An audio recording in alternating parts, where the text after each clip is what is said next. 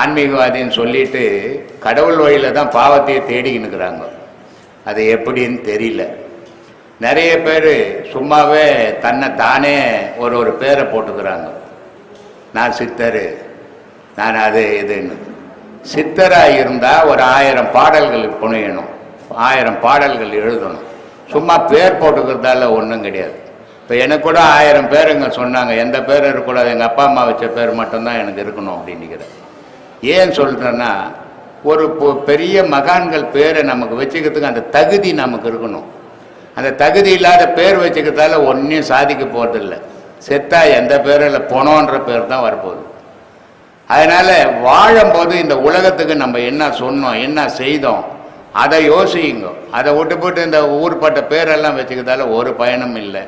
அதே நேரத்தில் சாதாரண அஞ்ஞானிகள் தவறுகள் செய்யலாம், அஞ்ஞானிகள் பாவங்கள் பண்ணுவாங்க தெரியாமல்.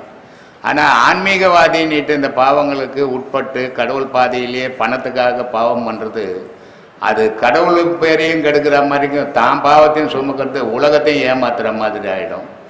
அந்த மாதிரியான செயலுக்கு தயவுசெய்து ஆன்மீகவாதிங்க யாரும் நீங்கள் என்னுடைய சீடர்களோ என்னுடைய பக்தர்களோ தயவுசெய்து உங்களை கெஞ்சி கேட்டுக்கிற அந்த மாதிரியான ஈடுபாட்டில் யாரும் ஈடுபடாதீங்க. பாழா போன இந்த மனம் கெட்டு போயிடும். இந்த மனம் சீர்படணும்னா முருகன்ற கடவுளை பிடிக்கணும்.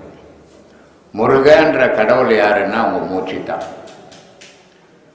இதை அருணகிரி ரொம்ப அழகாக சொல்லுவார். கெடுவாய் மனநே கதிகேள் கரவது இடுவாய் வடிவேல் இறைதால் நினைவாய் சுடுவாய் நெடுவேதனை தூள்படவே விடுவாய் விடுவாய் வினையாவையுமே. அதை பிடிச்சிட்டிங்கன்னா மனிதன் தெரிஞ்சும் பாவம் பண்ணுறது உண்டு, தெரியாமல் பாவம் நடந்ததும் உண்டு. ஆனால் அத்தனை பாவமும் அழிக்கக்கூடிய ஆற்றல் எதுக்கு உண்டு அப்படின்னா உங்கள் மூச்சுக்கு தான் உண்டு. மீதி கோயில் கோயிலாக போய் கடவுளை கும்பிட்றதால உங்கள் பாவத்தை அழிக்க முடியாது. அப்போது உங்கள் மூச்சை பிடிக்கிறதுக்கு தான் நம்ம உபதேசங்களே கொடுக்குறோம். அதை சீரான முறையில் பயன்படுத்திக்கினீங்கன்னா எல்லோர் பாவத்தையும், இந்த உலகத்தில் செய்த பாவத்தை உலகத்தோடு அழிச்சிடலாம். கடவுள் வழியில் போகும்போது புண்ணியம் மட்டும்தான் தேடணுமே தவிர பாவத்தை தேடக்கூடாது.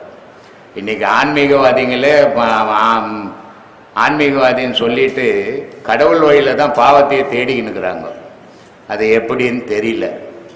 நிறைய பேர் சும்மாவே தன்னை தானே ஒரு பேரை போட்டுக்கிறாங்க. நான் சித்தர், நான் அது இதுன்னு.